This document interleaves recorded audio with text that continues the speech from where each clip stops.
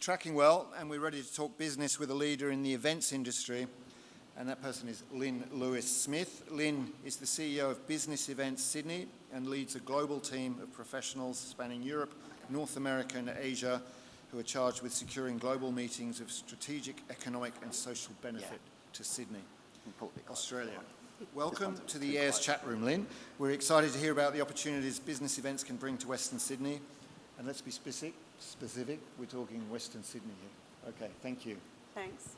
Thanks, Richard. Well, Lynn, this is the session before lunch, so this has to be the most entertaining, most informative session that everyone will remember for the rest of their lives. No pressure. What I've taken is everyone's wearing R.M. Williams this morning. Well, yes, we tried on the last panel. I think you know what I'm talking about. Yes. So, Lynn, you are the CEO of Business Events Sydney. I'm going to make maybe an unfair assumption, but an assumption nonetheless. We've not prepped for this, people. That not everyone in the room actually knows what Business Events Sydney is. Yeah. So why don't you give us a little bit of an insight into what the organisation is that you lead, and then I know that you're leaning harder into Western Sydney now, so that's probably a good way to lead into a bit more of our conversation. Yeah, great question to start.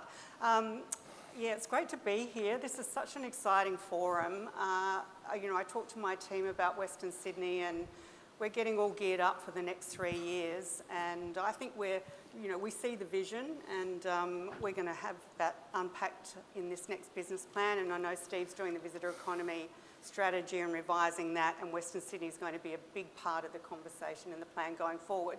But Business Events Sydney, we've been in operation for around 55 years. We're a not-for-profit and we are a membership-based organisation. We're like a public-private partnership, so we are funded by the New South Wales Government through Place Management New South Wales, Destination New South Wales is a major funder. The City of Sydney is a major partner, as is the ICC Sydney and the Accor Group. And then we have around 40 strategic partners and around 100 members. And these are the biggest beneficiaries of the business that we bring into Sydney. So our primary purpose is to bid and win or secure global meetings and corporate incentives for Sydney. We operate in 2 streams, so there are 13,000 meetings that rotate the world every year, and we have a team that looks at out a decade as to what events are going to rotate into the Asia Pacific in a number of industries, backing into the state government's economic development plan. There are 5 key industries around technology and professional services, renewable energy, anything to do with transitioning the economy and smart cities. We look for events in those areas, health and medical research, infrastructure, engineering, etc. So we bid for those with key people in Australia and mostly academics in our universities. Western Sydney Uni is a great partner of ours. And if we have a leader on the world stage that can bid with us, then we can put a great business case forward as to why the world should come and hear what we're doing here in those key industries. We bid for around 100 events each year. We win 70% and we deliver around 220 million in direct expenditure. But that's the sugar hit. What really happens when these events happen here, you've got subject matter experts that are coming in to discuss and debate the big issues that are happening on the world scene, and we can then lead that conversation as to what we're doing here in Sydney and Australia. And importantly, those business and those high net worth individuals drive foreign direct investment, trade opportunities, and we attract global talent from hosting those events here. So that's one side of the business, and then just briefly, the other side is what the real sugar hit. This is the tourism piece, where corporations want to reward their top achievers by taking them to a wow situation, a wow destination somewhere in the world. And they will bring thousands of their top achievers into Sydney, and they want to experience everything you're talking about here today. So, the Blue Mountains, I think the snow opportunity is great.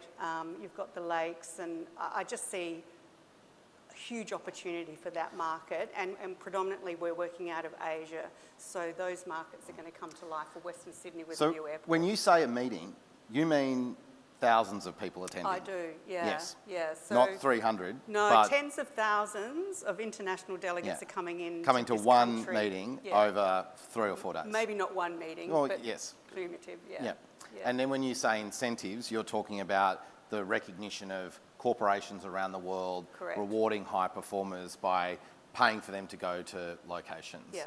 And your business that you do on behalf of government and partners is about talking to those organisations around the world and then getting them to come to Sydney. Absolutely.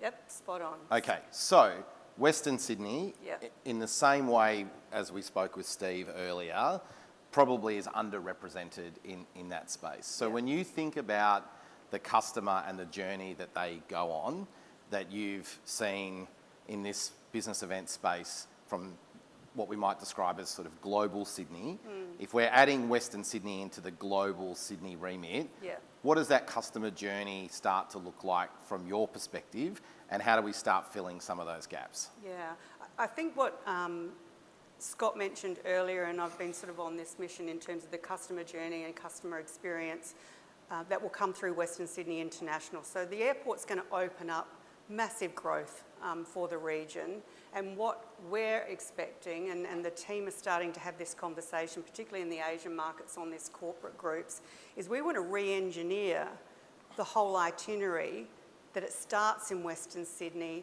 and they stay in the Blue Mountains for a couple of days. They experience everything in the Greater Sydney Basin. They might then go to the Hunter Valley, because they're the two key sites that these delegates want to go and see. Yep. There's huge numbers going there out of the CBD. And then into the CBD, and then maybe back out through Western Sydney. So I see the opportunity, and we're just starting to test the market now, and it is going to take big education and advice into those clients, and we have to do it in collaboration with Western Sydney International and Steve and his team. I think that's really important, that we get the narrative right and we get into that market now and start manoeuvring those itineraries to come through Western Sydney. And how does B Sydney think about Western Sydney and its current level of infrastructure? You know, we're in this facility that's relatively new here in Penrith. We just heard Mark talk about the facility that they've built in Liverpool, and in both cases, for Inglis as a business or the Western Sydney Conference Centre and the Panthers Group here, there's been substantial investment in that infrastructure. How can organisations like that and others that are in the room and across the region engage with your business to help them be better at their business? Yeah, I think there's a couple of opportunities. One is when we had COVID, obviously we couldn't bid for international meetings, or we bid at a slower pace, and we did pivot significantly to the domestic market. The government supported us with around 10 million. We spent 4.4 million, delivered 250 events, and that delivered $62 million in business. And that went all over the state, or sorry, not regional New South Wales, because that's Steve's remit, but Sydney, and it came into Western Sydney as well. So there's an opportunity to think about that, where the chambers and local council can come together and incentivise this business, because what it does is it smooths the demand and the peaks and the troughs, because you can incentivise it into times when you need the business. I think the other opportunity is, and most of the business, I presume, comes from fairly local or within close proximity to be hosted in these venues. The ESG agenda for big ASX and those big emitters coming in July 1, where they have to do their ESG reporting, and Scope 3 is going to have an impact on the supply chain, and business travel being one of those, where a lot of big corporations are going outbound overseas for these wow incentive experiences. I think you have an opportunity to package up what you are offering here and go into that Sydney market and draw it to Western Sydney. Yep. On the other side, you've got all these big conventions coming into ICC Sydney, satellite tours and satellite meetings and technical tours. So think about, and I've seen the economic development strategy and what the industry sectors that Penrith want to specialise in, advanced manufacturing being one. You could be hosting satellite meetings or technical tours to the places of relevance here in the region. And that extends to healthcare, Yep. the care economy, Yep. freight and logistics. They're things that we're already good at. Yep. Are the types of areas where we should be positioning our assets to tap into those markets. And MedInfo, which was a big event that came in last year, had quite a significant technical tour to Westmead, Yep. for example. So these are great opportunities for you to connect with us, and if those events are coming into town, there could be opportunity there. Now you've been doing this for a long time. You're a global professional.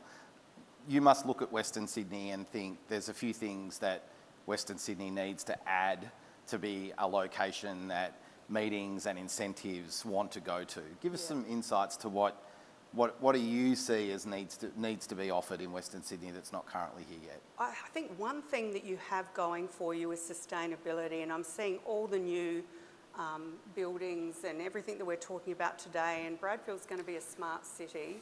That sustainability component is going to be first and foremost on any event owner's register in terms of looking at venues. There's actually a global destination sustainability index where event owners are going globally and looking at cities all around the world and choosing cities on their credentials. So with your multiculturalism, you could be the most sustainable, inclusive destination in the world. Like, think about that positioning. It's quite powerful.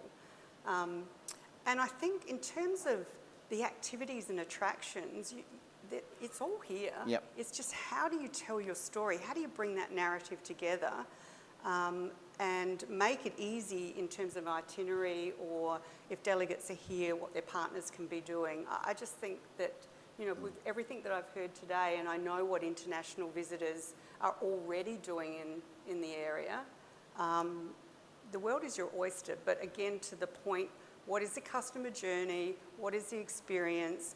What is missing in tourism and cultural assets? How do you bring a task force together and look at those things now, and then develop the 5 to 10 year plan in terms of what infrastructure you need to make sure that everyone that comes through Western Sydney International is captured here and they want to come back here. Yeah.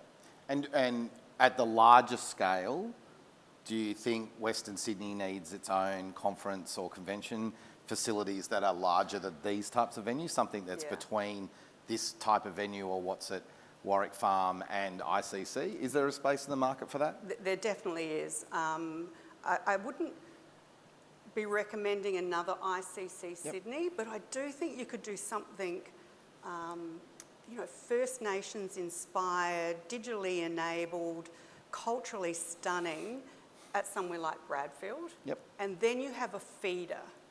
All these international delegates could come in and you'd have a feeder, and Asia would be your draw card. That's where the demand would come from. I would say there's a lot of business, smaller business that we don't touch, that rotates through the Asia Pacific region, and there's an offering there, definitely. Yeah. I want to ask you a little bit about, I'm going to define it as parochialism. So we all love our own communities in Western Sydney. I think one of the great things about today's event is that there's operators from Liverpool, Hawkesbury, Penrith, the Blue Mountains, Camden, that are all engaged here today. I think that tells me that they're starting to think about themselves not just as an insular local government area, but more as a region. The big pull-through in our region is the Blue Mountains.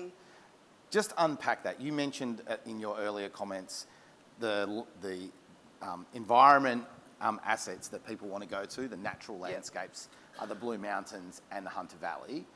The Blue Mountains is a big influencer in what's going to happen in the visitor economy here. How should we, as people from Penrith, Hawkesbury, Blacktown, Liverpool, Camden, start to think about partnering and working more closely with the Blue Mountains? Because when we think about Sydney and we think about natural landscapes, we think Sydney Harbour, but we believe, and I think rightly so, the Blue Mountains is as spectacular. Yeah. And so that becomes a really big hook for everything from meetings, incentives, leisure, business travellers, and Western Sydney's got to leverage that. Give us some insights around that. Big question.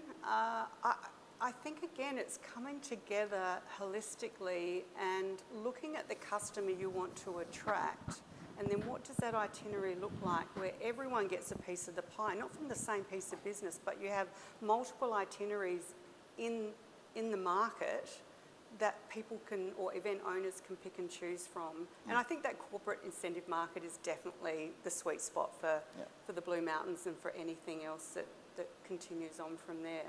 But, you know, happy to sit down and really map that out and what that looks like over a 3 to 5 day itinerary, which is essentially what these corporate meetings can, or corporate incentives, the duration of them. So we're about to break for lunch. Give us some optimism. You're pretty pumped up pretty about. optimistic. You're pretty pumped up about this region. I You've am. spoken about a number of those things. Let's finish it off. Is the package starting to come together? Yeah. That you look like you can promote that out on the global stage? Yeah, I was just speaking to Simon Hickey this morning. I mean, we really need to sit down and work out where the demand is going to come from. So if we're looking at Asian carriers, once you put capacity on, people are going to come. And working with those airlines and DNSW and Tourism Australia and really making sure we're all on the same narrative and get into the market now. Like, we are bidding for 2030 on. We've already got bids confirmed for 26, 27. You know, people are going to start considering whether Kingsford Smith or Western Sydney. So I think that's a real opportunity. I'd also like to say I'd love to see a major piece around the brand in terms of integration of our tourism, our business and our innovation brand, and take something very new to the world stage on Sydney as a holistic Sydney, not Western Sydney and Sydney. It needs to be something that really says and opens up the world to Western Sydney. Yeah. Well, it's time for lunch, but I think the key message from Business Events Sydney and Lynn Lewis-Smith is get ready, because it's here already. Yeah, absolutely. Cool. Thanks very much for your time, Lynn. Thank you.